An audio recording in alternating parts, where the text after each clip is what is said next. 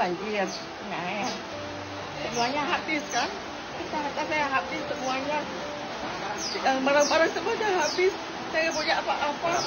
Yang terdampak. Tapi ada rencana memang Pak Dedy. Saudara ini adik saya 2 rumah, saya 3, habis semuanya. Hanyut. Saya sedih ya Allah ya.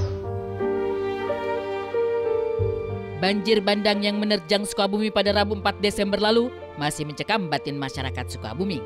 Betapa banjir deras yang disertai dengan tanah longsor itu seolah-olah menjadi bencana alam paling mengerikan. Sebab bukan saja rumah-rumah tempat tinggal warga yang direndam, bahkan hanyut diseret banjir. Harta benda pun raib di bawah gelombang banjir dahsyat itu. Bahkan yang terbaru, kekuatan banjir bandang yang tingginya mencapai 2 meter itu menyeret sejumlah kendaraan pribadi masyarakat hingga hanyut sampai ke sungai. Tragedi ini pun seketika mematik simpati dan perhatian orang di mana-mana.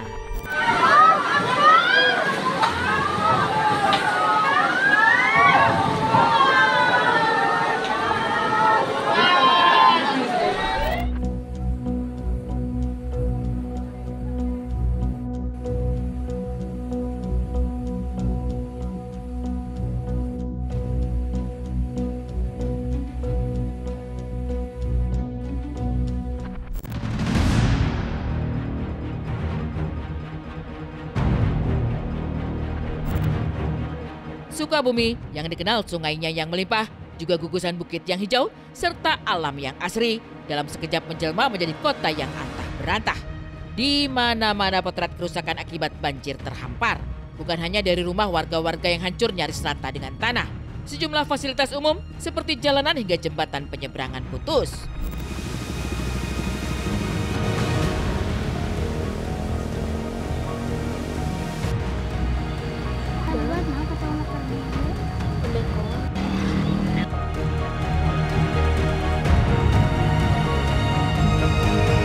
Assalamualaikum warahmatullahi wabarakatuh. Izin pimpinan melaporkan ini jalur provinsi dari mulai Perapatan Roji sampai Cisantri ada 3 titik longsoran yang tidak bisa dilewati oleh kendaraan roda 2 maupun roda 4. Yang akhir ini di jembatan Cisantri putus. Gara-gara banjir bandang dan tanah longsor, sejumlah kawasan Sukabumi hancur total.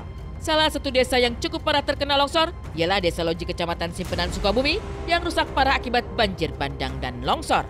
Situasi inilah yang membuat tim Insert Investigasi datang secara langsung ke Sukabumi melihat langsung kondisi rumah-rumah warga yang hancur akibat terjangan banjir bandang dan tanah longsor. Pemirsa bisa lihat bahwa di samping saya masih terdapat gundukan dari longsor yang terjadi pada hari Selasa lalu. Selain itu juga di sini masih banyak air yang mengartikan bahwa Desa Cimas ini masih terkena banjir. Saat ini juga yang kita ketahui bahwa akses untuk ke arah atas atau daerah Cimas hanya bisa dilalui oleh 1 motor saja, dan juga di daerah Desa Loji ini ditemukan 1 jenazah. Ironi banjir bandang yang menerjang Sukabumi begitu pedih menusuk hati Alin, salah seorang warga Desa Loji yang rumahnya turut hanyut di lahap longsor. Terjangan lumpur dari bukit di belakang rumah disertai debit air yang cukup banyak membuat rumahnya nyaris tenggelam. Akibat peristiwa mencekam itu, sang adik menjadi korban hingga tak terselamatkan. Jadi di sini tuh udah hujan 2 hari 2 malam, sama listrik juga udah padam 2 hari 2 malam sebelum kejadian. Nah biasanya keluarga tidurnya di kamar masing-masing, cuma waktu itu dikarenakan hujan sama listrik yang padam, jadi keluarga tidurnya di tengah rumah berbarengan. Nah setelah itu mama kan sholat subuh jam 4:10. Setelah selesai sholat udah berdoa, ada suara kayak pohon yang tumbang. Pokoknya persekian detik aja langsung kejadian seperti ini, nggak berubah, nggak ada susulan, nggak ada apapun. Mama panik, terus dia nyari bantuan. Cuma di sini kan tetangga cuma 1 ya, jadi lari ke sana. Cuma ada 1 cowok aja yang di sana. Nah udah gitu tuh mau ngangkatin tembok nggak kuat, jadi si tetangga itu nyari bantuan ke daerah bawah. Udah gitu hampir 5 menitan ada kesini sekitar 4 sampai 5 orang. buat ngangkat tembok. Nah, udah diangkat temboknya, yang tersamatkan cuma bapak abasnya aja, bapak saya. Nah, untuk aden Dapa adik saya itu masih butuh waktu 30 menit evakuasi untuk nyampe bisa keangkatnya. Setelah itu langsung dibawa ke puskesmas Simpenan di sana, tapi alatnya nggak memadai. Jadi dibawa ke RSUD Pelabuhan Ratu, tapi udah sampai sana udah nggak ada. Berbeda dengan Aryan Syah, meski seluruh keluarganya selamat, namun rumahnya menjadi korban. Bukan hanya rumahnya saja, melainkan juga rumah orang tuanya yang juga berada tepat di sampingnya ikut tenggelam dalam lumpur tanah longsor.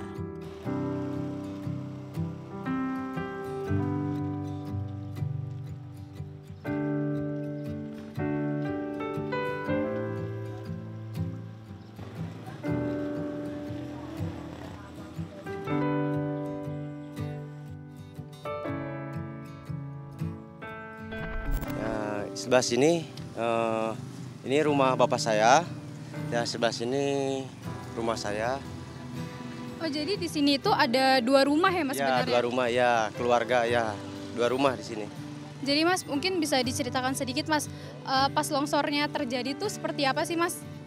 Kalau kejadiannya jam setengah 11, udah hancur, itu puing-puingnya juga ada di situ. Udah hancur, udah gak ketolong lah gitu. Semuanya udah ketutup tanah semuanya gitu. Jalan Desa Loji yang menjadi satu-satunya akses menuju desa lain pun tampak rusak total. Bahkan kendaraan roda 4 nyaris tak bisa melintas akibat tumpukan tanah bawaan longsor yang masih menutupi jalanan. Bahkan berdasarkan penelusuran tim Insert Investigasi, sepanjang jalan desa masih belum dibersihkan. Para tim SAR mengaku kesulitan membersihkan jalanan karena terkendala cuaca dan belum ada alat yang memadai.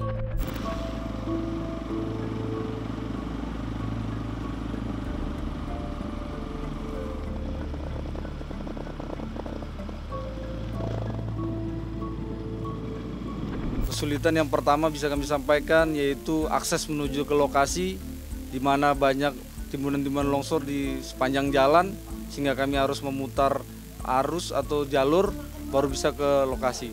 Lalu yang kedua cuaca di mana pada saat kejadian dan sampai dengan kemarin itu masih disertai hujan. Dan personil saat ini juga banyak yang melakukan manual. Untuk akses ini dilakukan secara bertahap karena memang dibutuhkan alat berat. Jadi ya selangkah demi selangkah untuk meng-clear out jalan agar logistik dan bantuan bisa sampai ke tujuan akhir. Sampai saat ini, masyarakat Desa Loji yang terkena dampak longsor telah dievakuasi ke Desa Sukamaju. Hanya saja, kondisi tempat penampungan yang terbatas memaksa para warga harus berdesak-desakan. Namun memasuki hari keempat pasca longsor, warga pun berangsur pulang ke rumah. Udah 4 harinya. Bu. Ibu ngungsi sama siapa Bu? Sama saudara. Sama saudara. Kalau boleh tahu nih Bu, rumah Ibu kena longsor habis semua atau gimana Bu? Habis separuh kan tidak bisa ditinggal lagi. Pada menjelang maghrib, kalau tidak salah menjelang maghrib, ya mungkin tiba-tiba karena intensitas hujan yang cukup tinggi gitu kan, kebetulan dari kemarau kemudian hujan yang cukup tinggi sehingga tiba-tiba terjadi retakan, kemudian ada beberapa rumah, kemudian juga musola yang akhirnya amblas. Karena mengingat hal tersebut, kami pemerintah Kecamatan Cikembar juga bersama kepala desa dan Pak Babin di sini bukan berinisiatif ya, kami memang segera mengevakuasi seluruh penduduk kami yang ada di Kampung Cihonje itu karena takut terjadi hal-hal yang tidak diinginkan. Sehingga pada malam tanggal 4, malam tanggal 5 itu kita mengevakuasi seluruhnya ke aula kantor desa ya, kantor desa Sukamaju yang berjumlah 299. Berdesak-desakan memang. Kasihan ya, sangat berdesak-desakan, kemudian juga dalam keadaan basah kuyup.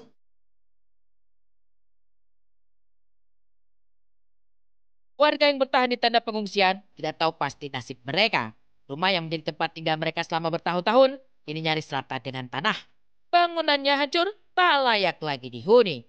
Ibu Yoyo misalnya, ia tak bisa berharap banyak dari rumahnya yang dindingnya telah retak akibat gesekan tanah sepanjang 3 meter.